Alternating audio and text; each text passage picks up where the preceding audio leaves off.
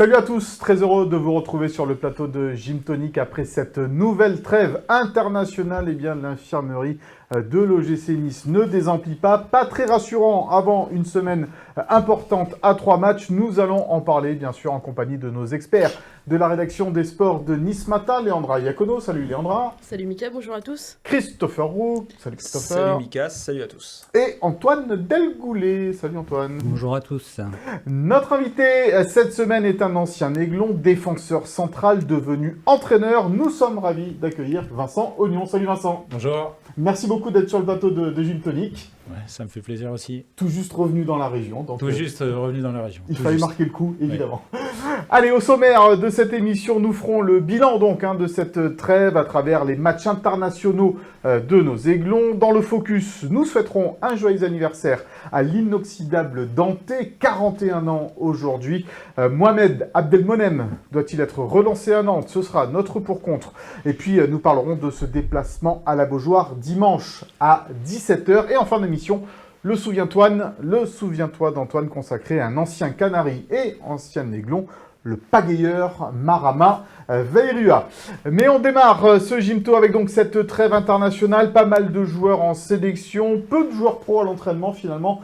Léandra, ça a été un petit peu compliqué pour Francaise ces derniers jours. Compliqué, heureusement qu'il y avait les jeunes un petit peu pour renforcer les rangs, permettre de travailler, mais finalement c'est avec la rentrée au compte-gouttes des internationaux que Nice va vraiment pouvoir travailler, donc à partir d'aujourd'hui, demain aussi, mais c'est vrai que ça fait court pour travailler correctement.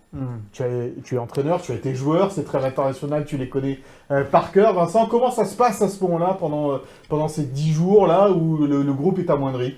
Eh ben, l'occasion de voir des jeunes, de compléter l'effectif avec des jeunes joueurs du centre de formation, et puis aussi d'avoir un peu plus de temps pour préparer le prochain match et pour remettre à niveau physiquement certains joueurs qui peuvent revenir de blessures par moment, et par moment le choix de matchs amicaux aussi occasionnellement pour donner du temps de jeu à ceux qui en ont eu moins. Mais voilà, Francaise, là, c'est pas facile de préparer un match comme ça sans ces joueurs, mais en même temps, ça veut dire que l'effectif est de qualité puisqu'il y a beaucoup d'internationaux. Ouais, ça c'est vrai. Et d'ailleurs, on va voir ce qui s'est passé pour les internationaux niçois pendant cette trêve sur un petit tableau avec donc tous ces joueurs qui sont partis en sélection. Mohamed Abdelmonem qui a joué 2 matchs avec l'Égypte, Ali Abdi qui était blessé, qui n'a pas joué avec la Tunisie, Bouanani avec l'Algérie, pas de match non plus pour lui, 2 matchs pour Boudaoui, et Léandra me disait qu'il a plutôt fait ses preuves sur ce match-là. Narcisse Boulka a joué avec la Pologne, Jonathan Klaus qui est resté sur le banc avec l'équipe de France, 2 matchs pour Evan Guessant, Raré Sigué qui a marqué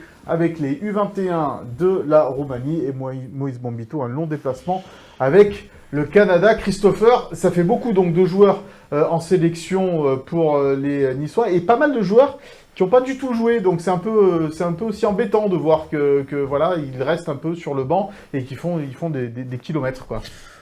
Le déplacement qui me dérange le plus, c'est peut-être celui d'Abdi, qu'on s'est blessé depuis le match contre Paris. Je comprends pas trop pourquoi les Tunisiens se sont obstinés à vouloir l'avoir avec eux, si ce n'est peut-être pour le vécu dans le groupe, mais bon, je pense que sur une trêve comme ça, ils auraient pu s'en passer. Après, Klaus qui ne joue pas, bon, pareil, on peut se dire le déplacement, pourquoi, mais bon, ça reste l'équipe de France, on sait que c'est quand même un joueur qui a eu du temps de jeu avec cette équipe aussi. Ouais, c'est plus le déplacement peut-être d'Abdi qui me dérange, mais après les autres, c'est comme ça, c'est des choix, et globalement, ils ont quand même joué pour la plupart.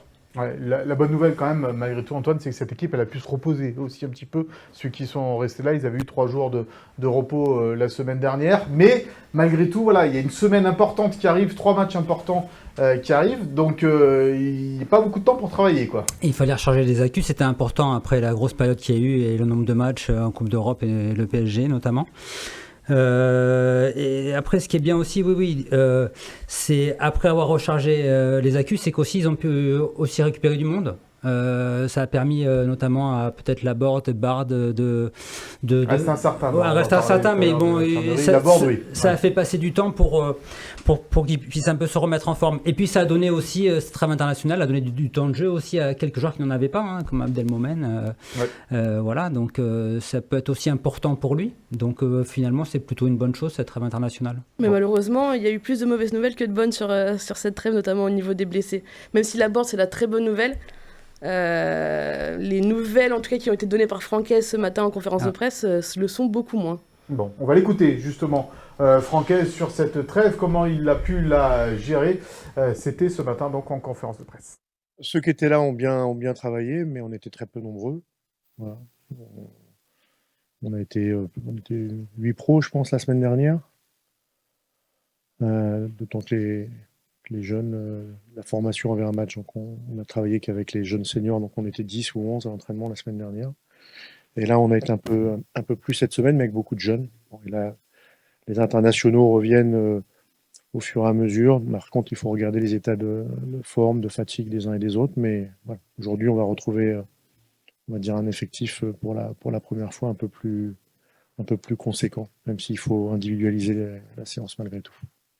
Je t'ai vu tiquer, Vincent, sur quand il a dit 8 pros seulement à l'entraînement. Ça fait pas beaucoup pour travailler, c'est compliqué. Oui, c'est difficile de travailler. En revanche, c'est vraiment l'occasion de voir des plus jeunes joueurs. Mais 8 joueurs pros, oui, c'est évident que c'est... Quand on voit la liste que vous avez donnée des internationaux, c'est des joueurs importants, plus les blessés qui manquent aussi à l'appel, ça fait vraiment très très peu. Alors tu l'as dit, la bonne nouvelle quand même malgré tout, c'est le retour de Gaëtan Laborde. Il devrait être dans le groupe là ce week-end pour Nantes. Oui, voilà, il n'est pas prêt pour jouer évidemment 90 minutes, mais en revanche, pour donner un coup de main en fin de match, Francaise compte dessus. Donc ça, c'est une très bonne nouvelle parce que il a un petit peu battu les délais de guérison qui étaient prévus. Vraiment, en tout cas, moi, les retours que j'ai eus, c'est que c'est vraiment une force de la nature. Enfin, il a bien travaillé et c'est allé beaucoup plus vite, ce qui lui a permis d'être moins frustré aussi parce qu'il sentait vraiment des progrès. Et puis, Francaise Ali va faire du bien dans la détermination, dans son sens du but. C'est quelqu'un qui est attiré par ce but, qui a vraiment... il va amener sa fraîcheur aussi. Donc, Gaëtan Laborde, très bonne nouvelle. En revanche, Tanguy Ndombele, forfait, d'ores et déjà... assuré en raison d'une douleur à l'adducteur qu'il avait empêché d'être titulaire contre la Real Sociedad, qu'il avait privé du déplacement à Lens. Il avait été mieux contre Paris, mais finalement, contre la Lazio, il avait joué aussi. Et finalement, petite rechute. Youssouf Ndeye Chimier, la cuisse va mieux, mais c'est le dos, cette fois, qui pêche. Donc, incertitude sur Mohamed Ali Chaud aussi. Ça fait pas mal de petits bobos. Ça fait beaucoup. Ouais, c'est la malédiction un petit peu du vestiaire niçois là, depuis le début de cette saison, avec une infirmerie qui ne désemplit pas. Vincent, par rapport à Gaëtan Laborde, c'est un joueur qui a un profil différent peut-être aujourd'hui d'Evan Guessant ou de Youssoufa Moukoko, les deux attaquants de pointe de cette équipe niçoise. Ah oui, c'est un joueur complètement différent et capable, assez polyvalent quand même, capable de jouer un peu partout, sur le côté, devant tout seul, alors que c'est pas forcément le profil. Mais c'est un garçon que je connais, je le suivais quand il était au Red Star, qu'il avait été prêté par Bordeaux au Red Star en national. J'avais vu déjà beaucoup de choses et il a su franchir des étapes, se construire une carrière. Et c'est un joueur remarquable parce que la détermination, on en parlait... Léandre en parlait, remarquable, un bon pied, un buteur aussi, je pense que ça doit être peut-être le meilleur buteur en Ligue 1 de cet effectif. C'est ça, il a un vrai sens du but. Oui, c'est un joueur fiable, qualité de frappe et détermination. Voilà. Christopher, le retour de Gaëtan Laborde, c'est une bonne chose. J'ai souvent parlé de lui, moi, justement, dans l'émission, quand on faisait débat sur l'attaque l'année dernière, etc. Et moi, je suis un vrai supporter de ce garçon parce que j'aime ce qu'il dégage, j'aime, on l'a dit, ses qualités de buteur, mais surtout aussi son état d'esprit qui est très, très souvent irréprochable. Et dans une attaque jeune, encore une fois, il va faire du bien. Tu grimaces, Antoine, non, par rapport aux qualités de Laborde. Non, mais moi j'adore aussi Gaëtan Laborde. Je dirais, c'est un combattant sur le terrain, il donne tout, il a un super état d'esprit. Le seul problème, c'est que ces derniers mois, il avait vraiment manqué d'efficacité, quoi. Et il avait été beaucoup trimballé aussi. Oui, il était beaucoup trimballé. Oui. Il jouait sur les côtés. Oui, mais voilà, et c'est vrai que moi je trouvais qu'il avait un peu manqué son efficacité et donc il avait perdu un peu confiance devant le but ces derniers temps. Même si je sais que c'est un super pro et que ça peut revenir à tout moment, mais voilà, c'est juste le petit souci. Il avait marqué un but splendide en préparation, il me semble, une superbe retournée acrobatique. Ça montrait qu'il montait en puissance. Mais contre Auxerre, il a fait une super base décisive aussi le premier match. Le centre, je pense que ça peut fonctionner avec Hez, plus qu'avec la philosophie un peu restrictive de Farioli la saison dernière, où je pense que ça collait peut-être pas aussi avec lui ce qu'il veut voir du football, ce qu'il veut voir pratiquer par son équipe. Peut-être je me trompe, mais j'ai cette sensation que ça peut vraiment fonctionner avec lui. Mais il s'était épuisé physiquement aussi. C'est vrai que sur le côté, il défendait énormément. Et je pense qu'après, il lui a manqué le jus. Et quand on n'a pas le jus, on n'est plus aussi efficace. Quand on est plus efficace, on perd confiance. Et finalement, c'est un cercle vicieux qui qui l'a pénalisé. Dans le système de Francaise, Vincent, où maintenant il y a un vrai neuf, avec un Evan Guessant qui joue un petit peu derrière, qui vient prendre les ballons, va se fixer en neuf avec un Gaëtan Laborde. Ça peut être très intéressant aussi pour Evan Guessant. Je pense que dans le système de Francaise, il peut jouer un peu partout, que ce soit que Francaise joue à 2 attaquants ou à 3. C'est des attaquants qui sont plutôt axiaux dans ce système-là, et donc ça peut permettre à Gaëtan Laborde de s'exprimer pleinement, mais eu égard à ce qu'il met dans son match, je pense que ça va matcher avec Francaise, il n'y a pas de souci. S'il retrouve de l'efficacité, à l'image d'un Sotoka qu'il a eu à Lens, Francaise par exemple, il n'y a aucune raison que ce genre de joueur, ce profil, correspond à l'entraîneur aussi. Bon, voilà ce qu'on pouvait dire donc sur les retours, les blessés du côté de l'OGC Nice pendant cette trêve internationale. On va passer au focus.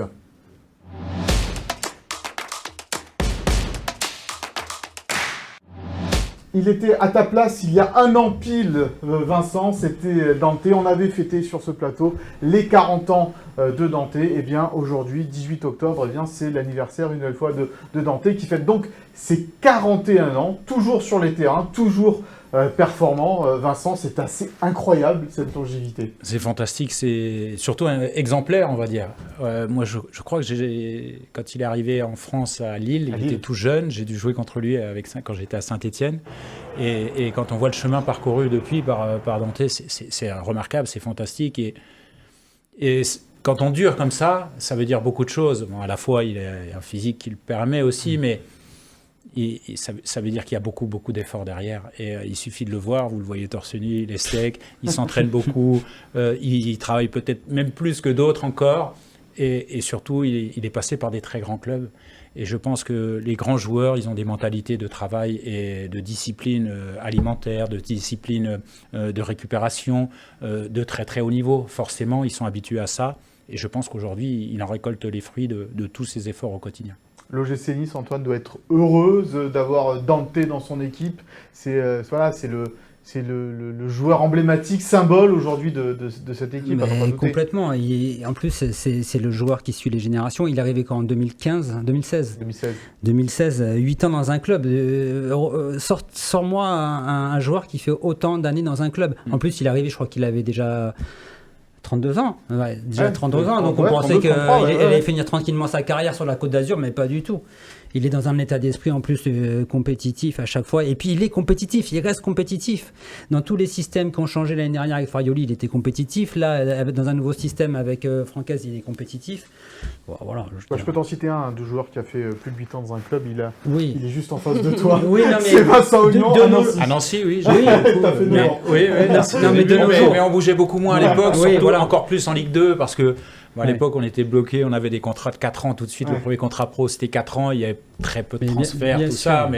Mais oui, je suis resté longtemps. Il y a Fred Joria, Jean-Philippe Mathieu, mais c'était une autre époque. Vincent, eux, ils ont carrément fait toute leur carrière au club. Oui. Vincent, il a joué au début des années 2000, c'était différent. Là, maintenant, on voit plus cet attachement au club. Et lui, il l'a. Sur un ancien international, vainqueur de la Ligue des Champions. Il aurait pu partir à certains moments. Quand des fois, il y a eu des changements de projet, quand Ineos s'est dit on met moins d'argent, il aurait pu se dire bon, ce projet ne me correspond plus, je vais devoir travailler avec beaucoup de jeunes, ou quelle équipe on va me donner pour pouvoir aussi jouer peut-être le haut du tableau, des Coupes d'Europe. Mais il est fidèle, et peu importe en fait le projet, je pense qu'il est réellement amoureux de cette région, de Nice, et qu'il se dit à tout moment, peu importe les joueurs qui aura autour de moi, on arrivera à construire. On va faire quelque chose. Et moi, j'aime cet état d'esprit-là. Ouais, il est heureux ici, ça se voit. Et puis chaque année, on se demande aussi, est-ce que c'est peut-être la dernière? Et puis quand on le voit sur le terrain, on se dit, non, il va pas arrêter en fin de saison, il peut encore jouer presque encore un an, quoi. Après, c'est peut-être aussi mentalement que ça peut jouer, évidemment, l'usure mentale. Mais là, au niveau de ses performances pures, il n'y a pas de problème. Il a déjà annoncé qu'il irait pas au-delà de juin 2026. Mais au final, quand on le voit jouer comme ça, on a envie qu'il continue. Enfin, vraiment, c'est impressionnant. Et comme l'a dit Christopher, peu importe les changements de système, peu importe les changements de coach, même quelqu'un qui va jouer un peu plus haut, on se disait, la vitesse de Dante, est-ce qu'il va pouvoir gérer la profondeur? Paris, il fait un match. Contre Paris, il fait un match incroyable. Et au-delà de ça, il amène aussi du vice, de l'expérience. Là, il disait hier, par exemple, sur RMC, il y a un jeune joueur qui m'a un peu disputé, lui avoir mis un gros contact. Au final, je lui dis, c'est comme ça qu'on s'entraîne et c'est comme ça qu'on va jouer après. Donc, il amène aussi vraiment un état d'esprit conquérant dans tout ce qu'il fait. Et en fait, ça on va dire que ça transpire sur tous les joueurs et dans tous les rangs du club en général. C'est le garant de certaines valeurs. Et dans un vestiaire, c'est hyper important. Surtout aujourd'hui où on parle souvent des jeunes qui peuvent se disperser, pas forcément écouter, penser qu'ils sont déjà arrivés au niveau en n'ayant que quelques matchs chez les pros, en Ligue 1 ou en Coupe d'Europe. Il est le garant d'un état d'esprit. En fait, il faut bosser. Et c'est pas juste 1 ou 2 matchs qui permettent de dire que vous avez réussi votre carrière. Et alors le problème se posera peut-être, mais alors peut-être pas tout de suite Vincent, mais quand il va quitter ce vestiaire de l'OGC Nice, ça va être dur derrière, peut-être pour les autres quoi. Pour les autres, le leadership. Personne n'est irremplaçable, mais il faudra probablement un peu de temps pour trouver un profil comme ça, parce que il est performant techniquement, la lecture du jeu, il a gagné, il a joué dans très très grands clubs, gagné beaucoup de titres, et il a tout quoi, la lecture du jeu, la technique, l'expérience, le volume, parce qu'il a encore du volume, évidemment qu'en vitesse par moment il en a perdu un petit peu, mais il a encore énormément, mais ce que j'aime c'est ce qu'il dégage et l'exigence qu'il a envers les autres, envers soi-même d'abord, et surtout envers les autres. Je trouve que pour les jeunes joueurs, c'est quelque chose qui sera difficile à retrouver rapidement. À terme, ils trouveront bien quelqu'un d'autre. Mais en tout cas, c'est quelqu'un de fantastique, je trouve. Et à chaque fois que je le vois, on discute et j'ai toujours beaucoup de plaisir. Et en plus, il est sympa. Oui. Ouais, ça n'empêche pas, c'est vrai. Souriant. Souriant, sympa, très toujours souriant. Très Et souriant. moi, je trouve qu'il y a des choses qui sont marquantes. C'est un peu dans sa manière de gérer, par exemple, le match contre la Real Sociedad, premier match européen depuis longtemps. À la, 70e minute, il était encore à 40 mètres devant, à aller chercher les ballons, à pousser en fait toute son équipe à se battre pour la victoire. Et c'est vraiment cette mentalité-là qui est assez impressionnante, cette fraîcheur encore à son âge, de dire, on sent qu'il aime le foot, mais c'est vraiment un amoureux de son sport, un amoureux de cette discipline, et c'est beau à voir. Mais par contre, il faut déjà préparer l'après dès maintenant pour Nice.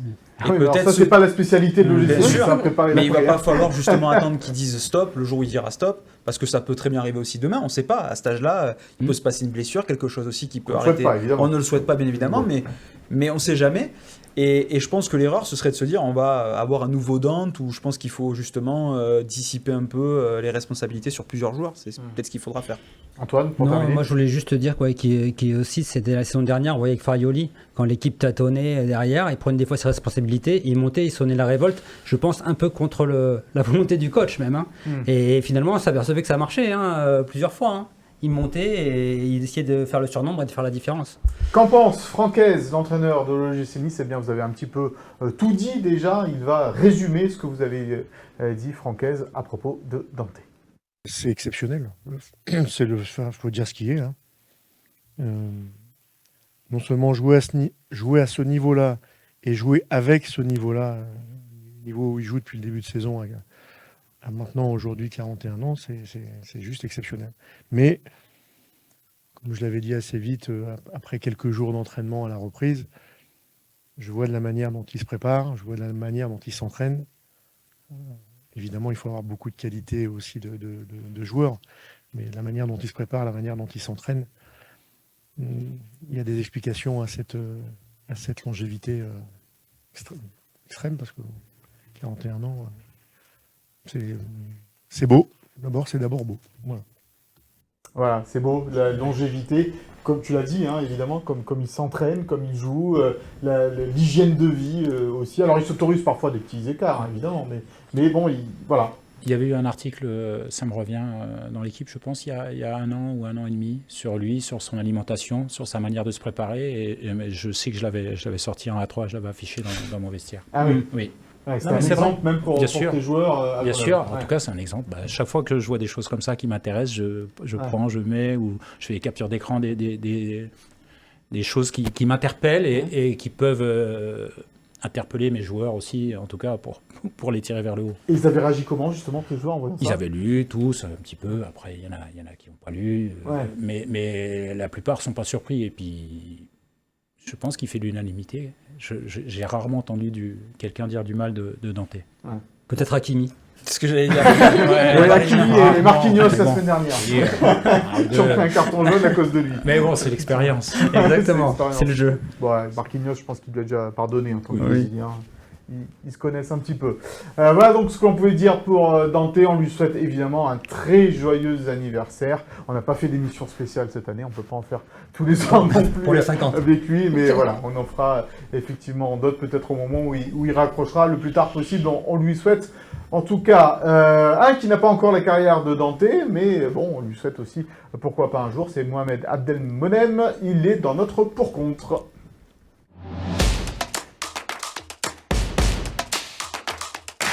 L'Égyptien donc qui est arrivé cet été, à la fin de l'été, sur les bords de la Méditerranée, sur la Côte d'Azur évidemment, a eu du mal pour l'instant à trouver sa place au sein du 11 niçois. Il a été en difficulté, mais là, avec la suspension de Dante qui ne jouera pas face à Nantes, les certitudes autour de Youssouf N'Daï Chimillé également, eh bien on peut se demander, est-ce que Francaise a la solution de refaire jouer Mohamed Abdelmonem. On avait commencé, il me semble, par toi, Christopher, la semaine dernière. Donc c'est à toi, Léandra. Doit-on relancer Abdelmonem dans le 11 ? Mais en fait, finalement, si tu ne le relances pas maintenant, quand est-ce que tu le relances ? C'est le bon moment. Il y a des blessés, il y a des absents. C'est à Nantes, alors qu'il avait commencé il avait commencé à Marseille. Il avait poursuivi à Lens, 2 matchs compliqués, c'est vrai. 2 matchs compliqués. Mais d'abord, c'est un des seuls qui peut jouer axe gauche, parce qu'il a la qualité de jouer à droite, jouer à gauche, il a une bonne qualité de relance. Il sort de 2 matchs avec sa sélection. Je pense que ça lui a fait du bien de retrouver du rythme, de retrouver de la confiance, un environnement qu'il connaît, des joueurs qui lui font confiance. Et ça, pour moi, c'est hyper important de le voir enchaîner. Je pense que c'est le bon moment aussi pour ça. Et puis, on va dire qu'à l'entraînement, il fait de bonnes choses. Francaise a fait une conférence de presse avec les médias égyptiens. Et en fait, il a vu, en leur parlant, il s'est rendu compte que vraiment, il avait une pression incroyable sur ses épaules, ce joueur, par rapport à la presse égyptienne. Et c'est le moment, il doit se débloquer parce qu'il fait de bonnes choses à l'entraînement. Il y a des joueurs comme ça qui sont bons à l'entraînement et qui en match n'arrivent pas encore à trouver le déclic. Et donc, je pense que ce match, c'est le bon moment pour qu'il se libère, tout simplement. Christopher, tes arguments ? Forcément, je pense qu'il jouera ce week-end, mais est-ce que c'est une bonne idée ? Je ne suis pas certain, étant donné que je vois pour l'instant un joueur un peu spectateur. Son jeu, quand on regarde un peu des images de lui en Afrique, quand il jouait en Égypte, etc., on voit un joueur impactant, on voit un joueur qui n'hésite pas à tacler, qui se nourrit de ça, du duel. Quand je vois ses matchs à Marseille, quand je vois ses matchs à Lens, je vois un joueur encore spectateur parfois. À Marseille, par exemple, il n'est pas forcément au contact dans le dos sur le but de Mopé. Il peut venir le gêner peut-être un peu plus. Il n'a personne à ce moment-là dans le dos. Contre Lens, on le sent aussi avoir du mal à se situer. Sur le deuxième but aussi à Marseille d'Enrique, il hésite entre sortir sur lui, venir au duel, venir le contrer ou suivre dans son dos Mopé. Il y a aussi Murillo qui peut faire un appel. Voilà, je ne retrouve pas ça encore chez lui. Je trouve qu'il se pose des questions, ce qui est normal. Il ne sait pas encore où situer son agressivité. Moi, honnêtement, je lancerais peut-être plus dans un match à la maison où Nice a peut-être pris le résultat parce que plus d'aisance. Je ne sais pas, au moment où peut-être Nice va mener 2-0. Alors, si ça ne vient pas, on ne le lance jamais. Non, ce n'est pas ce que je dis. Comme dit Léandra, il y a un moment où il faut le relancer aussi. Mais je me dis, avec ce que dit aussi Léandra, beaucoup de pression dans son pays, une langue, encore le français qui ne le parle pas, peut-être que le bon moment pour le lancer, ce serait déjà de ne pas le titulariser, mais de le lancer en cours de match sur une rencontre qui tourne déjà bien à l'avantage de l'OGC Nice. Bon, Vincent, c'est un joueur qui a des qualités, Mohamed Abdelmonem, évidemment. L'adaptation, c'est difficile. Il arrive d'un championnat difficile. Un autre continent, un autre football. Il ne connaît pas la langue, c'est compliqué. Après, ils l'ont fait jouer, je crois qu'il n'était pas prêt, mais Franck, il n'avait pas le choix. Donc, il n'avait pas beaucoup de solutions. Donc, probablement que c'est une question de préparation et d'adaptation, parce que apprendre à jouer avec ses partenaires, découvrir de nouveaux adversaires aussi, parce que c'est des adversaires différents de ce qu'il a l'habitude de rencontrer, mais ça reste un footballeur international d'une sélection de haut niveau africaine.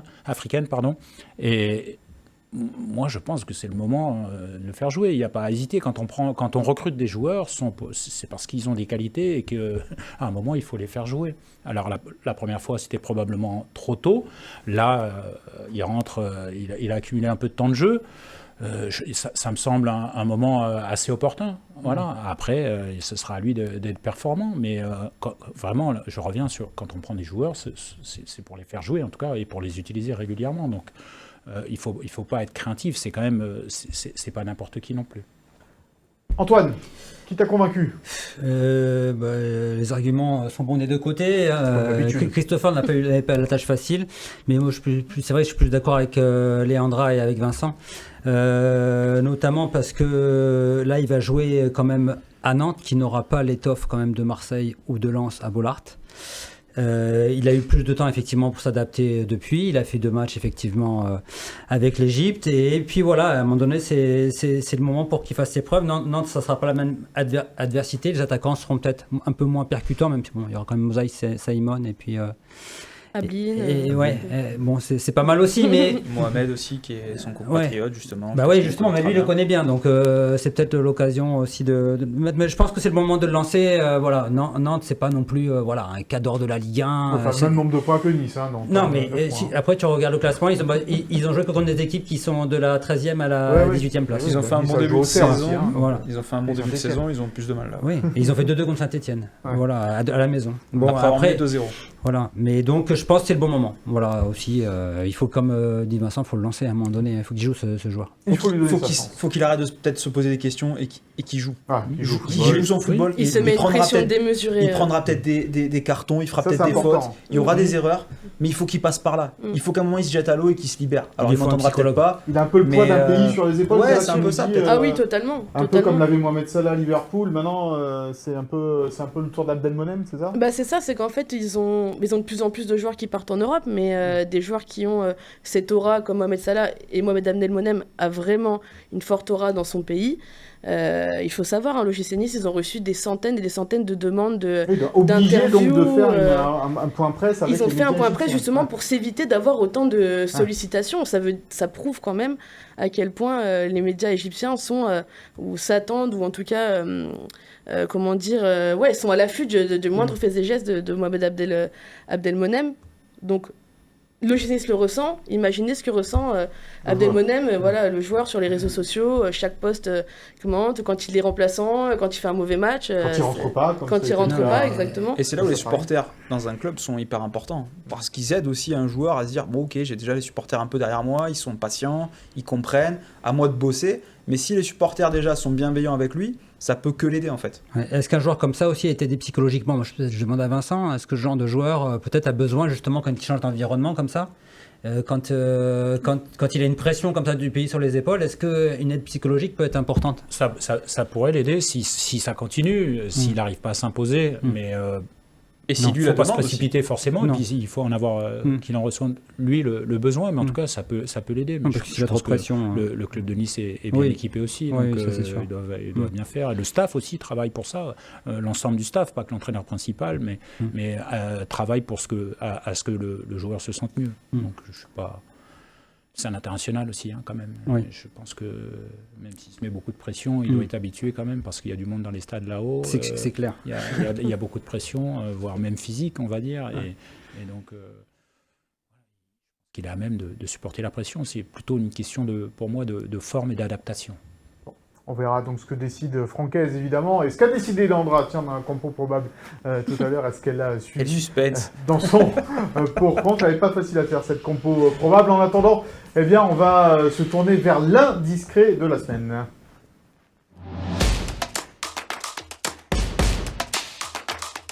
Alors, tu vas nous parler, Landra, un petit peu des coulisses de ce micmac avec Philippe Barraud, directeur du centre de formation, arrivé de Rennes. Non. Déjà sur le départ. Directeur du recrutement. Du recrutement. Du recrutement. Ouais, pas du centre de formation. Centre de formation, c'est Julien Sablé. Mais exactement. c'était une direction à deux têtes, c'est ça, c'était associé tous les deux. Et là, il est déjà sur le départ. Voilà. Donc c'est un indiscret qui est un peu construit à quatre mains, parce qu'Antoine nous a fait une belle enquête sur ce sujet. C'est le droit de l'enquête. Ouais. C'est notre Élise Lucet. Magnifique enquête. Non, mais en tout cas, ce qui est vrai, c'est que ça a été un énorme coup dur pour le club. Vraiment, le club est tombé des nues à cette annonce qui s'est passée lundi. En fait, lundi, il y avait une réunion d'un point, un petit peu d'un bilan pendant la trêve, en fait. Et il n'était pas là. Et finalement... sans prévenir. Sans prévenir. Et donc, il a démissionné par téléphone l'après-midi de cette réunion. Comme moi, quand j'ai quitté ma copine à 18 ans, quoi. Tu n'oses pas, quoi. Tu passes un petit coup de fil, quoi. Alors lui, c'est justifié par un choix du cœur de retourner à Rennes, où il venait de passer les 23 dernières années de sa vie à différents postes. Parce que Philippe Barraud, c'est quand même un recruteur très, très reconnu. Hein, vraiment, c'est une pointure. Il a découvert Doué, Kamavinga. Exactement, de son métier. Et c'est pour ça que l'OGC Nice l'avait fait venir. Ça avait été un gros coup. Dembélé aussi, je crois. Dembélé. Ousmane Dembélé. L'OGC Nice, pour le faire venir, lui avait donné de l'argent. Donc on entend l'argument choix du cœur et aussi le Pont d'Or offert par Rennes. Mais l'OGC Nice se sent un petit peu floué par rapport à ça aussi. Non, mais oui. Il y avait une petite prime pour lui, Bon, forcément, quand on fait venir quelqu'un de ce niveau-là, Et puis ils avaient fait un peu le ménage autour aussi. Il a été mis dans des conditions idéales. Des choix stratégiques avaient été faits justement pour l'installer, pour le mettre dans ces conditions-là. Des choix humainement difficiles. Des choix que le club assume encore, attention. Mais forcément, il y a quelques regrets qui peuvent s'installer aussi, de voir que l'architecte un petit peu de ce renouveau du centre de formation, du recrutement dans le centre de formation, part au bout de 3 mois. C'est comme une entreprise de BTP qui fait un trou et puis qui s'en va sans poser les fondations. Donc en fait, ce qui ressort de tout ça, c'est que Philippe Barraud... il a manqué peut-être de fraîcheur après 25 ans dans le même club, de fraîcheur pour insuffler quelque chose de nouveau, repartir dans un club, se réadapter, se réintégrer dans quelque chose de nouveau. Le club avait des craintes par rapport à ça, des craintes que Philippe Barraud avait balayées lors des différents entretiens qu'il avait passés avec la direction niçoise. Mais finalement, dans les faits, ça ne s'est pas passé aussi bien que tout le monde l'aurait voulu. Peut-être un petit manque de persévérance. Le club...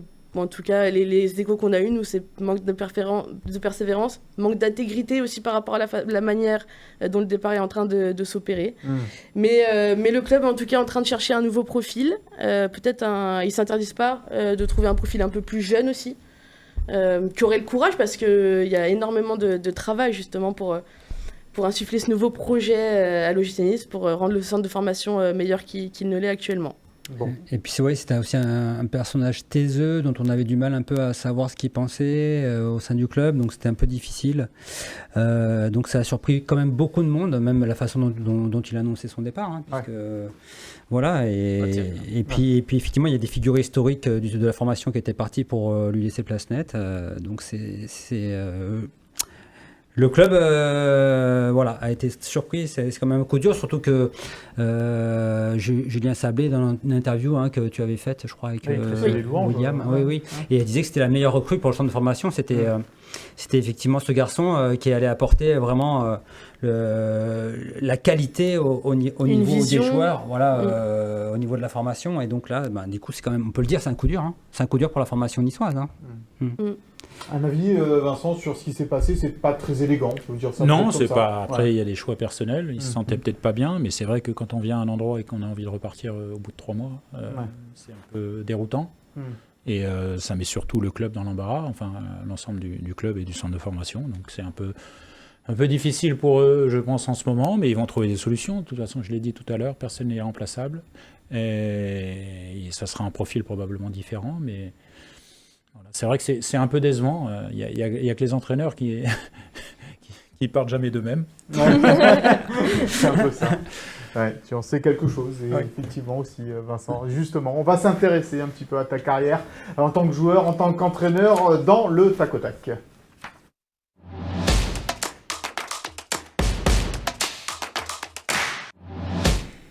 Tout juste 50 ans, Vincent, tu les fais pas.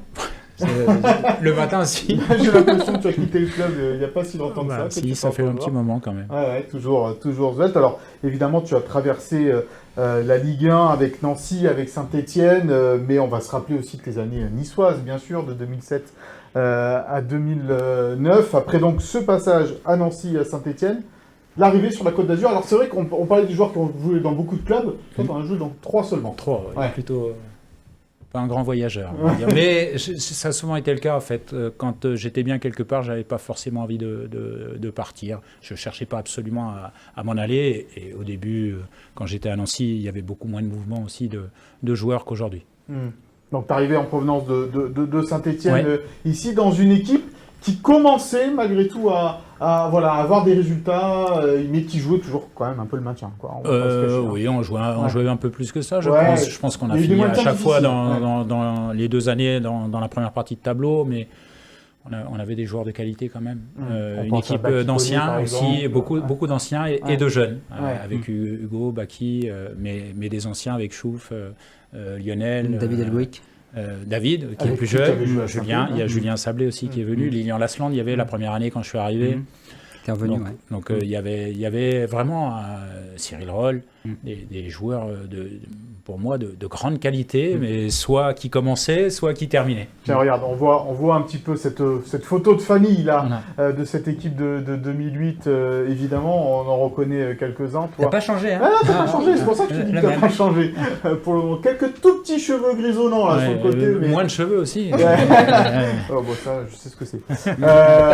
Quel souvenir tu gardes de ce passage ici à Nice? Alors, pour moi, des très bons souvenirs, parce que partout où je suis passé, j'ai eu la chance de pouvoir m'exprimer, de jouer régulièrement. À Nice, évidemment, pour moi, c'est la fin de carrière. C'est mon dernier match contre Le Havre en 2009. Et bon, moi, j'avais les genoux abîmés. Hein. J'aurais presque pu un peu continuer, mais j'avais vraiment très, très mal.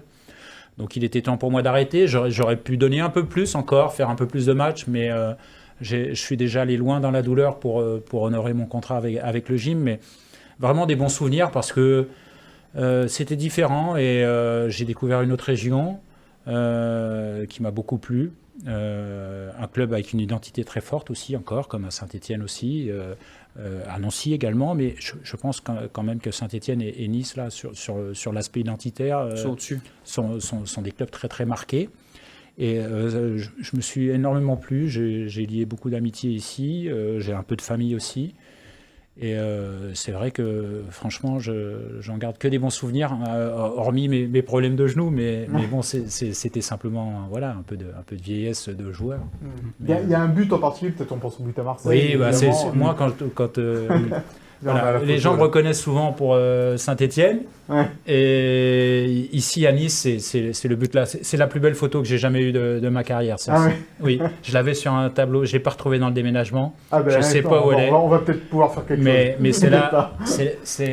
Oui, voilà. Puis surtout que tu marquais pas tous les jours non plus. Ouais, 3 buts quand même. 3 buts à Nice, oui, c'est pas... 18 à Saint-Étienne. Oui. Ah oui, à Saint-Étienne, 18. Oui, j'ai dû mettre 30 buts quand même un petit peu. Voilà. 9 buts du côté de Nancy. C'est à Nice, oui, 3 buts. Oui, mais t'avais joué qu'une trentaine de matchs. Bah, j'ai joué à l'équivalent d'une saison, à peu près, on va dire. Mais 3 buts. Oui, j'ai plutôt tendance à pouvoir marquer des buts. Ouais. Mais de la tête, celui-là, c'était de la tête, hein? Non. C'était... Ah oui, tu revenais sur un corner? Sur un corner, voilà. C'est un corner, une déviation de Chouf, je crois, au premier poteau, et je suis au deuxième poteau. Voilà. Mais c'est vrai que, voilà, à Nice, sportivement, en tout cas, c'est un match extrêmement positif et qui est resté dans la tête de beaucoup de Niçois, et j'en suis fier. Ouais, c'est vrai que... Parce que, bon, t'avais comme éteint le Vélodrome, comme on dit. Oui, après, il y a David qui a marqué le deuxième but, mais ça faisait, je ne sais plus, 37 ans. 37 voilà, je ne sais jamais exactement combien, 37 ans que Nice n'avait pas gagné. Et je me souviens de l'émotion de Roger Ricard aussi après le match. Et il me dit, tu ne peux pas savoir ce que ça représente pour nous, les Niçois comme ça. C'est vrai que... c'est un très très bon souvenir. Ouais, ce but au Vélodrome. Après, tu as voulu donc faire une carrière d'entraîneur. Oui. Donc de retour d'abord un peu à Nancy. Bah oui. Et après, moi, je voulais rester dans le foot, donc c'était entraîneur dans les directions sportives aussi. Ça m'aurait intéressé. Il y a pas mal de choses qui m'intéressent. Après, j'ai découvert le métier d'entraîneur à Nancy avec les 19 ans nationaux. Et puis après, rapidement passé adjoint et même numéro 1. Et après, une fois qu'on est dans la lessiveuse. On y prend goût. Oui, non, mais tu disais en tant que joueur déjà que c'était quelque chose que tu voulais faire? Moi, la seule chose qui m'a manqué quand j'ai arrêté de jouer, c'est vraiment la compétition. Voilà, c'est ressentir le match, l'adrénaline. Si je reprends la photo du but, ces émotions-là, quand on gagne un match ou quand on marque un but, c'est énorme. Quand on est impliqué sur le terrain, c'est énorme et c'est la chose qui me manquait le plus. Et c'est vrai que dans le métier d'entraîneur, on retrouve... plutôt ça. Aujourd'hui, du coup, c'est ça l'objectif? Rester entraîneur numéro 1 ou prendre la direction d'un centre de formation, travailler dans la direction sportive d'un club? Travailler dans la direction sportive d'un club, oui, ça pourrait m'intéresser, oui, parce que j'ai toujours été intéressé, j'ai un cursus un peu universitaire aussi, et même, ça m'intéresse intellectuellement, en tout cas. Voilà, et rebosser avec des jeunes? Moins. Beaucoup moins. Non, moi j'aime mon poste de numéro 1 aussi, c'est quelque chose d'excitant, de terriblement difficile et on va dire peu valorisé, on va dire, mais en tout cas, oui, j'adore ça. Mais la direction sportive, oui, c'est pas être directeur sportif, mais travailler dans une direction sportive ou dans l'environnement d'un grand club, ça peut être des choses très très intéressantes. En tout cas, moi, il faut que je trouve un projet qui me donne envie humainement et puis qui m'excite aussi un petit peu intellectuellement. Parce que adjoint, tu l'as déjà fait, tu aurais plus trop envie de le faire, même en Ligue 1 ? Non, pas en Ligue 1. Après, c'est comme tout, si on vous dit dans un très très grand club, forcément, on voit des choses comme ça. J'ai pas de problème avec. J'ai pas besoin d'être numéro 1 au fond de moi-même, absolument. C'est une question de projet, d'envergure du club, de l'équipe, et qu'est-ce que je peux apprendre et qu'est-ce que je peux apporter. Voilà. Mais pourquoi pas, moi aujourd'hui, je cherche un poste de numéro 1, mais moi, je réfléchis à d'autres choses. Il y a d'autres choses qui peuvent m'intéresser et m'exciter. Voilà, je pense que le mot, il est bon parce qu'il faut que ça me titille un peu. Voilà, le message est passé, évidemment, si les clubs ont besoin, dans leur direction sportive ou pas, ou d'un entraîneur également. Vincent est avec nous. Alors, il y a cette montée, évidemment, avec Metz de Ligue 2 en Ligue 1, et puis tu as entraîné le SFC Swift. C'est le club de Taylor Swift? Non, il l'a préparé celle-là. Je crois que ça veut dire vitesse ou rapide en luxembourgeois. Voilà. Non, alors moi je suis parti de Nancy, je suis allé à Metz, et en partant de Metz, j'ai rien eu sur l'intersaison, et moi j'aime pas rester à rien faire, et donc à un moment je pense que j'étais chez ma fille en train de faire 2-3 travaux à Paris, là, et on m'appelle, et c'était le président du club là, c'est le président qui avait du Lange avant, qui a fait des parcours. Oui, le principal club. Voilà. Et j'ai réfléchi, j'ai consulté, et j'y suis allé parce que j'avais besoin de m'occuper, et on pouvait découvrir les tours préliminaires de Coupe d'Europe aussi. C'était des choses un peu intéressantes en attendant. Et ça m'a pas plu du tout non plus, donc c'est pas grave. C'était pas le bon choix de personne. C'est une question de personne avec qui on travaillait, mais moi il n'y a pas de problème, j'ai pas de honte. Il y avait des bons joueurs, des très bons joueurs qui pouvaient jouer en Ligue 2. C'était une équipe je pense, de bas de tableau de Ligue 2. Au niveau, découvert le tour préliminaire de Coupe d'Europe, mais je me plaisais pas trop quand même. Ouais. Donc, même si c'était pas très loin de chez toi au final. Non, oui, après c'est quand même. C'est pas très loin. Oui, c'est pas très loin, mais c'est quand même. Il faut faire de la route j'avais. Il venait de terminer 3e du championnat, c'est ça, quand tu arrives? Oui, c'était 3e, mais c'est un club récent en fait qui montait, et là on était 2e ou 3e. Enfin voilà, moi j'ai perdu qu'un match là-bas en championnat sur 6 ou 7, mais ça matchait pas. Voilà, c'est comme ça. Et donc c'était vraiment pour moi j'ai besoin de m'occuper en fait. J'aime pas rester à rien faire. Donc ça me faisait pas j'avais pas de problème. Je sortais de première division française, mais j'avais rien eu de concret. En tout cas, j'avais pas trouvé chaussure à mon pied à l'intersaison. Et quand on m'a appelé, j'ai dit écoute, pourquoi pas. Mais bon. Et tout ce qui est sélection aujourd'hui, des fois on voit des coachs comme ça aussi tenter des expériences en Asie du Sud-Est, en Afrique. C'est toujours pareil, quels moyens, quelle stabilité, quel staff technique avec toi aujourd'hui. Je pense à ça parce que la Coupe du Monde s'est élargie aussi. Oui, en 2026, mais c'est bien, il va y avoir 48 pays. Donc, non, mais moi, les sélections, je trouve que c'est un travail aussi intéressant, mais après, c'est quels sont les moyens pour travailler en fait. Voilà. Et si c'est pour être embêté en permanence, ou pour que quelqu'un veuille faire l'équipe à ta place, ou que tu te comportes comme un club amateur, non, c'est pas ce qui m'intéresse le plus. Voilà. Après, s'il y a quelque chose de très... il faut quelque chose de construit, de solide pour moi, en tout cas, j'ai besoin de ça. Ouais. Et justement, comment tu as atterri à Grenoble là? Après j'attendais, et on m'a appelé, voilà, simplement. Moi, on m'a toujours appelé, en fait, pour l'instant. Donc, on verra. J'espère que ça va revenir. C'est pas besoin de la montée, hein, non, il nous en a manqué. Il nous en manque quand même. Mais en tout cas, on avait... Voilà, j'ai eu un coup de fil et des entretiens en visio, parce qu'il y avait une partie du Covid encore. Moi, j'avais envie de revenir en France. La Ligue 2, c'est un championnat que je connais très, très bien. Voilà, je suis monté 5 fois quand même entre joueurs, entraîneurs adjoints, entraîneurs. Avec Saint-Etienne aussi. Donc je connais plutôt vraiment bien la Ligue 2. Donc j'ai pu apporter mon expérience et on m'a appelé, voilà, moi j'ai dit oui. Et ça s'est plutôt bien passé. Oui, ça s'est bien passé, c'est une bonne expérience. Pour moi, c'est comme à Metz, en fait, c'est 2 ans et demi de pure réussite sportive, quoi. Après, il y a d'autres choses qui sont plus difficiles à côté ou sur la durée, mais en tout cas, sportivement, c'est clair, c'était une équipe qui jouait le maintien avec un effectif difficile quand je suis arrivé, et avec le temps, on a su construire un effectif compétitif, avec peu de moyens, peu de structures, des structures d'entraînement très compliquées. Il n'y a pas un goût d'inachevé justement parce qu'on se dit que ce si, club, un petit peu, mais il est pas loin de remonter en Ligue 1. Là, il est encore 6e. Il manque un peu de moyens quand même. Il en manque un peu, avec des idées, on se dit, il peut se passer quelque chose, de bonnes idées de jeu aussi.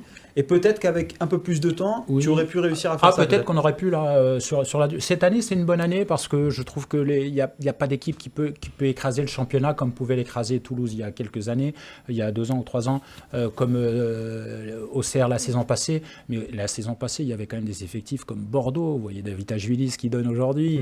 Bordeaux, l'effectif qu'ils avaient, c'était incroyable. Saint-Etienne, ils avaient déjà un bel effectif, renforcé en janvier. C'est dur de se mêler à la lutte contre des équipes comme ça. On y arrive, on y est arrivé longtemps, on était 3e à la trêve, mais après, des facteurs, un blessé important, une mauvaise série aussi, il faut le reconnaître, mais des conditions difficiles aussi. Et voilà, on n'a pas su à chaque fois. Je pense que la période de janvier était difficile. Et tu regardes encore beaucoup de foot à la télé là? Ah oui, je regarde beaucoup de foot, ouais. Généralement, un peu moins les clubs dont je viens de partir au tout début, et après ça revient, mais oui, je regarde régulièrement du foot. Mon fils aussi, beaucoup. Ouais. Et je suis déjà venu donc 2 fois à Nice cette saison, mais après les travaux, là, je pourrais venir quasiment tout le temps. Et le style oignon, c'est quoi un peu? Alors, c'est vaste question, mais... Ça dépend des joueurs. Oui, c'est exactement ça. J'ai un côté un peu pragmatique quand même, il faut le reconnaître. Mais quand tu es en Ligue 2, de toute façon, tu ne peux pas construire un effectif en fonction de ce que tu veux faire absolument. Parce que sinon, tu vas dans le mur parce que tu n'as pas les moyens. Voilà, c'est beaucoup plus difficile pour ça. Donc, il vaut mieux être un peu plus pragmatique et construire petit à petit. Je trouve, j'essaie d'être quelqu'un d'équilibré. Voilà, comme j'étais un peu quelque chose de sensé, rigoureux, discipliné, mais voilà, ni trop dans un sens, ni trop dans l'autre, parce que moi, j'aime évidemment beaucoup défendre, bien défendre. Tout le monde participe. Les attaquants, j'ai entendu tout à l'heure, qui sont un peu économisés. Alors, c'est pas Farioli, mais j'essaie d'être équilibré. Voilà, je pense que c'est un mot assez juste me concernant.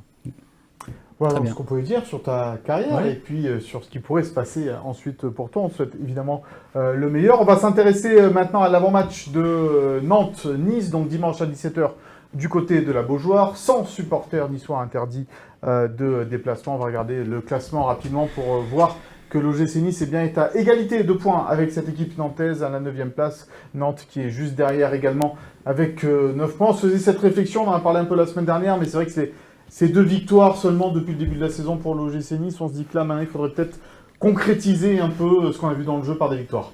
C'est ça, pour le moment, le début de saison, on peut pas dire qu'il soit positif au niveau des résultats. Il est positif dans le jeu, ça c'est sûr. Maintenant, forcément, il faut que ça se concrétise dans des victoires, dans des résultats, que ça valide un petit peu tout le travail qui est fait jusqu'à maintenant. Parce qu'on voit que Nice est 9e et n'est pas à sa place, clairement, par de là son effectif, par son jeu, par les ambitions qu'il a. Donc c'est le moment contre Nantes de mettre un peu la marche avant.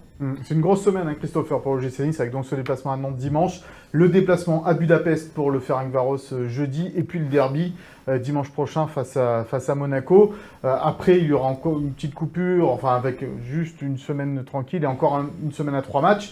Là, c'est un moment important de la saison de l'OGC Nice. Ouais, et je souhaite bien du courage à Francaise pour arriver à gérer son effectif, surtout avec les incertitudes, les petits bobos. C'est un match qui est pas simple, mais c'est un adversaire qui est un petit peu dans la difficulté, qui a pris 6 points sur 9 lors des premières journées, qui la reste sur 2 points sur 12. Qui a brisé sa série cette saison, donc c'était à un moment Nantes 10 défaites d'affilée à la maison à la Beaujoire. La série a été brisée contre Auxerre en début de saison, mais voilà, c'est une équipe qui manque d'efficacité, un peu aussi comme le gym parfois. C'est pas le PSG, mais si tu Nice joues doit pas prendre des contre points. le PSG, par contre, Nice doit prendre des points à la Beaujoire, c'est clair et net. Antoine, tu as moyen de faire quelque chose à Nantes si tu joues comme contre le PSG. Oui, comme contre le PSG. Puis moi, je pense que c'est le bon moment pour gagner, pour enchaîner. C'est toujours le bon moment, Vincent, te dit rien. Non, mais... chaque match est un bon moment. Chaque week-end est un bon moment pour gagner. non, mais face à cette équipe de Nantes, là, c'est sûr. Puis Nantes, quand on regarde leur calendrier, là, ils ont joué 5 des 6 derniers. Donc ils sont milieu de tableau, ils pourraient être plus haut si vraiment c'était une équipe si dangereuse que ça. Donc je pense que Nice est largement au-dessus. Bon, il y a des blessés, mais je pense que Nice est largement au-dessus de Nantes au niveau de l'effectif. Et Nice doit s'imposer logiquement à Nantes. Ils ont 2 suspendus, Coco et Douglas Augusto, qui est vraiment un peu le garçon qui amène l'agressivité au milieu, un point d'équilibre aussi. Ils vont récupérer Kadewere et Le Penant. Donc il y a des incertitudes aussi, peut-être que des jeunes seront lancés au milieu. Mais je disais qu'il faut bien écouter Christopher parce que Christopher a été formé à Nantes. Il était au centre de Nantes. J'aime bien ce club. J'ai fait des stages Jean-Vincent là-bas. Mais je pense que ça n'intéresse personne. Déjà, qui est Jean-Vincent parce que pour les plus jeunes, c'est compliqué. Jean-Vincent, c'est un ancien joueur de la maison nantaise. Non, mais c'est vrai qu'il n'était pas au centre Nantes, il était au centre-ville, mais pas au... C'est sa blague qu'il a même sortir. Bon, on va écouter Francaise, justement, l'avis du coach niçois sur ce qu'il pense de cette équipe de Nantes. Une équipe qui est capable sur les transitions de faire très mal, qui a aussi des joueurs de ballon, de maîtrise, notamment dans son cœur. Une équipe qui amène aussi beaucoup de percussions et beaucoup de centres, voilà, aussi dangereuse par cet aspect-là. Donc voilà, je connais les difficultés des matchs à la Beaujoire et contre Nantes, donc je disais au début que l'objectif c'est de se rapprocher des 100%, même si nos 2 semaines de travail ont été un peu particulières et qu'on a encore beaucoup d'absents, mais que ceux qui seront sur le terrain dimanche devront être proches des 100% pour faire un résultat positif là-bas, ça c'est sûr. Être à 100% pour essayer de ramener quelque chose de Nantes. On va voir ce que Léandrin nous a concocté pour cette compo probable. On y va, c'est parti. Attention.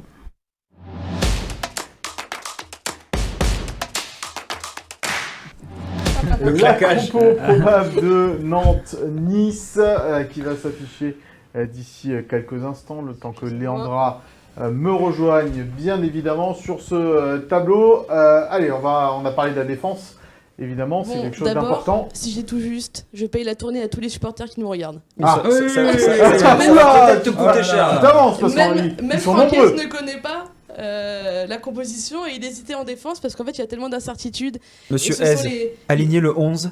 Ah oui, alors là, qu'on rigole. Si vous voulez ruiner Landra, vous allez devoir aligner son 11. Non mais il attendait ta compo justement pour se décider. Voilà. Donc Luka dans les cages, forcément, pas de surprise. Il en a pris 3 en Pologne, avec l'équipe de Pologne. Oui, mais Skorupski aussi, le match d'avant. C'est bon, c'est dans la confiance de Marcin Bulka. Oui, après il fait fin de match décisif quand même parce qu'il empêche la défaite. Ils étaient menés, ils sont revenus à 3-3. Alors, donc, la défense. Alors, la défense, donc ça serait du Mendy, Bombito, Abdelmonem. En partant du principe que Youssouf est forfait. Exactement, voilà. Youssouf est incertain. La cuisse va mieux, il avait une petite lésion à l'ischio qu'il avait obligé à sortir contre Paris. Malheureusement, c'est en revenant, c'est le dos qui lui fait mal maintenant. Donc, à voir. Mais c'est sûr que si Youssouf a la moindre chance de pouvoir participer, il sera aligné parce qu'au niveau de l'expérience, on ne peut pas s'en passer, il est très très important. Au milieu, Jonathan Klaus, un milieu Boudaoui, Rosario double pivot et Tom Louchet piston gauche. Notre invité de la semaine dernière qui avait été excellent sur ce plateau. Exactement, et très sympathique, mais aussi parce que Tom Louchet, Ali Abdi est encore incertain. Et Melvin Barr est out. Melvin Barr est out. Ali Abdi, il est parti en sélection, il n'a pas joué. C'est incompréhensible. C'est incompréhensible, mais il avait besoin de faire constater la blessure, finalement il est resté. Il était sur la feuille de match. Il est incertain pour l'instant, Abdi, il n'est pas forfait. Non, il est incertain, justement. Sa cheville, si la Tunisie l'a gardé, c'est qu'on estime qu'il avait une possibilité de jouer contre la Mauritanie, il me semble. Les Comores, pardon. Il avait la possibilité, donc ça veut dire que sa blessure est peut-être moins importante que prévu. Après, c'est les 2 dernières séances collectives qui vont permettre à Francaise de juger. Donc, Louchet, Ali Abdi, ça peut changer. En balance, et Rosario, on rappelle, parce que Tanguy Ndombele, lui, est carrément forfait. Il est forfait, tout à fait. Devant, on a fait le choix, mon cher Mika. Oui, c'est moi qui ai fait le choix d'ailleurs. De mettre Moukoko. Moukoko en pointe avec Guessant et Boga autour de lui. Guessant parce qu'il est très intéressant justement plutôt en attaquant de soutien. Contre Paris, il a été très très bon quand il peut dévorer les espaces avec sa puissance, avec ses prises de balles, ses chevauchés. Et Moukoko qui a besoin justement de ce soutien-là autour de lui parce que en pointe seul, c'est un peu plus compliqué. Donc on est parti sur ce trio-là. On aurait pu penser à Buonanni aussi, mais qui est un petit peu décevant à chaque fois qu'il a été titularisé. Shaw est incertain aussi. Shaw est incertain. Il a sa douleur au tendon d'Achille qui s'est réveillé. Donc ça, c'est pas une bonne nouvelle non plus parce que lui aussi, c'est un joueur très important dans cette équipe. Il y a Diop qui est également là, mais bon, Jérémy Boga tient le poste à gauche pour le moment. Donc, exactement, Diop, on va dire qu'il est, c'est ce que le coach a dit, il est proche d'une titularisation parce qu'il avance beaucoup plus vite que ce que tout le monde attendait. Il enchaîne en Coupe d'Europe jeudi. Exactement. Ouais. Ce que Francaise a fait souvent, c'est de faire tourner en Coupe d'Europe, et c'est peut-être pour ça qu'on verra Diop titularisé pour la première fois à Ferencváros. Mais en tout cas, c'est de bon augure pour lui parce qu'il vient d'enchaîner 6 semaines d'entraînement sans douleur. Il y a encore un peu des hauts et des bas dans les séances, mais il est vraiment sur une progression et lui aussi, c'est un super joueur quand il est en forme, donc il va faire du bien. Sans compter le retour donc de Gaëtan Laborde dans le groupe qui pourra peut-être pas être titulaire sur ce match-là, mais qui aura peut-être un peu de temps de jeu. Voilà donc pour cette compo probable. On va passer au cadeau de la semaine. On y va.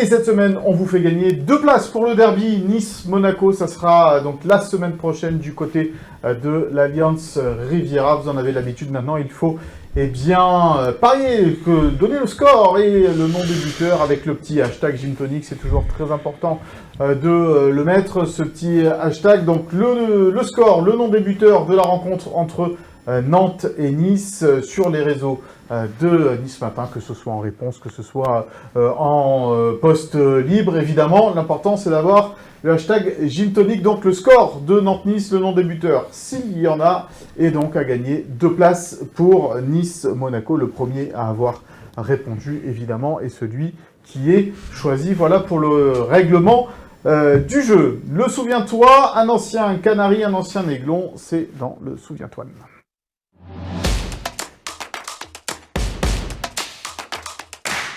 Ouais, tu disais, alors vas-y, voilà, là, Antoine... C'était plus comme ça, avec la main comme ça. Ouais, là, t'es...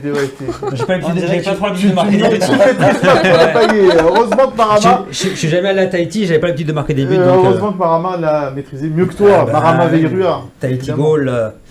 Voilà, donc on a choisi de faire un petit souviens-toi sur Marama, parce qu'il a joué, est formé à Nantes et il a joué à Nice. Évidemment, on s'en souvient, et puis il a été évidemment éducateur à Nice encore récemment. Donc voilà, on va voir la première photo. Alors bon, là évidemment c'est le coup de pagaie de Tahiti Goal avec José Cobos et Chouafni derrière. Donc à l'époque. C'était au Stade du Rail. Voilà, en 2004. Donc Marama a signé en 2004 à 24 ans à l'OGC Nice. Il avait rejoint Nantes à 17 ans de son île natale, de Papeete, de Tahiti. Il était resté 7 ans à Nantes où il avait été performant puisque c'est lui qui avait marqué le titre quand Nantes avait été champion en 2000. Le but du titre. Et à Nantes, bon, il avait une petite lassitude, il jouait pas non plus tout le temps, c'était plutôt un joker et il voulait un petit peu plus s'affirmer. Et donc il avait été recruté par l'OGC Nice pour à peu près, je pense, 500 000 € à l'époque par Maurice Cohen. Et moi, j'avoue personnellement, j'avais été un peu surpris et très content d'ailleurs de voir un joueur de cette qualité venir à Nice parce que c'était un joueur qui est un joueur club, quoi. Oui, puis un joueur romantique, un joueur qui a du ballon, un joueur qui fait vibrer, qui fait lever les spectateurs. Et il l'a fait vibrer, évidemment, sur la prochaine photo, voilà. Certainement qu'on va voir avec ce fameux 4e but à Monaco. Voilà, donc je ne peux rien te cacher, Mika, parce que je voulais savoir, petit jeune, parce que je leur demandais quelle était cette photo, mais donc Mika a rendu la mèche. C'est complètement détruit ton effet. Donc effectivement, c'était sa première saison, 2004, donc le 2 octobre 2004, tout le monde s'en rappelle, évidemment, côté niçois. Les Monégasques aussi, mais pour une autre raison. Le fameux 4-3. Le fameux 4-3 avec les 3 buts évidemment de Victor Agali qui avait blessé Vincent un jour. on le saura tout à l'heure peut-être. Et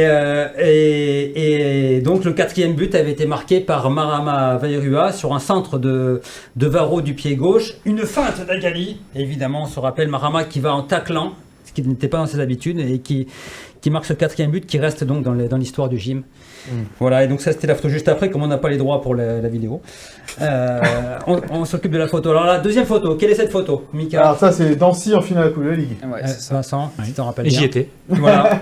Pas ni à Nancy ni à Nice, j'étais en tribune C'était en avec tribune, mon papa. ouais, voilà. Et on était venus supporter les 2 équipes en fait. Parce Ouais. que C'était donc en 2006. Et Mais c'est pas un but refusé, ça? tu vas trop loin, Christopher. C'était en 2006, donc c'était lors de la finale, et effectivement Marama avait été le seul buteur de cette finale. Alors peut-être que c'est le but refusé, je ne sais pas. Ah, mais non, pas du tout. Merci. Non, je me trompe pas. Mais je ne pense pas. En tout cas, Marama a été le seul buteur de cette finale côté niçois, qui avait été malheureusement perdu par le gym. 2-1. Voilà. Je crois que c'était 1-0 le score, c'est pour ça que je me trompe. Non, 2-1. Mais écoute. 2-1 avec Mais tu avais quel âge en 2006, Christopher? En 2006, j'avais 15 ans. Voilà, merci. Alors, tu connaissais l'OGC Nice?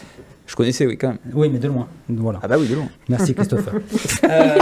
Pour la suite, donc Marama, la photo suivante, on va voir une photo. Alors voilà, quelle est cette photo? Parce qu'on n'a pas la vidéo, on ne peut pas savoir, mais cette photo, c'est l'un des derniers buts de Marama. C'est contre Paris.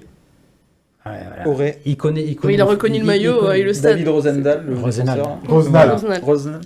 Voilà, contre Paris Auray. Et donc c'est en mai 2007, l'un des derniers matchs de Marama avec le gym. Et il est sûrement son dernier but peut-être, ou l'un de ses derniers buts. C'était la 44e seconde de jeu. Et d'un geste très spectaculaire sur une transversale de Cyril Roll, il me semble. Kung-fu. Voilà. Il a marqué son premier but à la 44e seconde. Et Nice s'imposa 1-0 face au PSG et ça a permis au C'est le gym. PSG de... Non, il n'est pas encore... C'était en 2007. Il n'était pas encore racheté par... Non, c'est les 2000, Paris. non. Ouais. Et donc ce but a permis au gym d'assurer son maintien dans l'élite. Voilà, en 2006-2007. Alors, photo suivante, est-ce que vous savez ce que c'est? Oui, moi je m'en souviens Ouais. très bien. C'est son accrochage évidemment avec le coach Frédéric Antonetti. Quand il était sorti, ça avait fait le tour des réseaux sociaux. Voilà, donc c'était à Lorient. Il avait jeté son maillot. C'était un mois avant, donc un mois avant ce match contre le PSG à Lorient. Marama n'était pas titulaire, hein. C'est pour ça d'ailleurs qu'il a quitté le club parce qu'il avait prolongé jusqu'en 2010. Hein. Mais il a quitté le club avant parce que Ça va être sanguin, Marama. Fred Antonetti ne le faisait pas assez jouer, ou du moins seulement entrer en cours de match, ou le faisait jouer à domicile et le faisait sortir à la mi-temps. Donc il n'avait pas assez de temps de jeu, puisqu'il y avait aussi Ederson qui avait éclos. Et là, donc c'était un match à Lorient. Nice restait sur une bonne phase, mais il jouait vraiment le maintien. Et il y avait 0-0. Et Marama était rentré parce que Baki Koné s'était blessé à la 38e minute de jeu. Et en fin de match, vers la 75e, Antonetti commençait à gueuler fort sur ses joueurs parce que il fallait protéger les côtés parce qu'il y avait 0-0 et son équipe souffrait face à l'équipe de Christian Gourcuff. Était vraiment dominé. Et Marama, qui n'est pas un défenseur dans l'âme, lui restait plus dans l'axe et ne venait pas protéger les côtés. Ça rendait fou Antonetti. Antonetti ne faisait que lui dire Marama. C'est très bien. Oh malheur. Une belle mouette. C'était vrai, il était à Lorient, donc tu vois. Et donc, Marama, au bout d'un moment, il a demandé à Scotto d'aller s'échauffer, Thibaut Scotto. Scotto est allé s'échauffer, il a remplacé Marama. Et là, Marama, fou de colère, a enlevé son maillot, a jeté son maillot au pied d'Antonetti. Antonetti aussi, mais c'était bien énervé. Antonetti n'avait pas voulu parler de ça en conférence de presse, mais Marama était venu, s'était excusé auprès du coach, auprès des supporters. Voilà, et c'était donc une image. Un bon souviens-toi. Un bon souviens-toi. Juste un petit mot par rapport à Marama que tu as croisé. Ouais. Tu n'as pas joué avec lui à l'OGC, mais que tu as croisé évidemment à Grenoble. Tu avais une petite anecdote par rapport à. C'est quand je jouais à Saint-Etienne, voilà, avec Agali. Agali, on saute à la tête, il m'avait mis un coup de coude involontairement, il m'avait pété le nez en fait. Et moi j'étais par terre, j'allais me relever. Et Marama, il était venu vers moi, il m'avait dit reste couché parce que le nez il était complètement pété. La fin du nez était ici et il m'a dit reste couché, c'est fini. Tu n'as pas joué avec lui, mais tu avais retrouvé voilà. après. Mais oui. Voilà. Et donc Rabat ensuite, justement... c'est fini là, ça y est. Antoine, il y a du monde derrière qui nous attend là. Il est parti à Lorient, après il a joué à Nancy, il a joué à Monaco. Oui. Après il est reparti à Tahiti, il est revenu ici pour entraîner les jeunes du centre de formation et la réserve. Et maintenant il entraîne la réserve de Grenoble et il a été l'adjoint la saison dernière de Vincent Ognon. La boucle est bouclée. Voilà, merci. Ça prenait 20 secondes. Bon, merci Vincent en tous les cas d'avoir été avec nous sur ce plateau. C'était un plaisir. Moi aussi, merci. De t'avoir évidemment. Bonne installation du côté de la Côte d'Azur. Tu reviens quand tu veux ici évidemment. On te souhaite aussi de trouver un club qui utilisera tes talents. Évidemment, merci Léandra, Christopher et Antoine. Merci Mika, merci Vincent. Merci Vincent. Souviens-toi. On va se retrouver évidemment la semaine prochaine pour parler et du match contre Ferencváros. Ce sera le lendemain de ce match de Coupe d'Europe et du derby évidemment face à Monaco. D'ici là, passez un bon week-end, une bonne semaine et à la semaine prochaine. Merci à Philippe Bertini, Sophie Dancey, Chloé Borgard, bien sûr, à la préparation de cette émission. J'allais les oublier, mais non, ils sont essentiels. Merci à vous et à la semaine prochaine. Bye bye.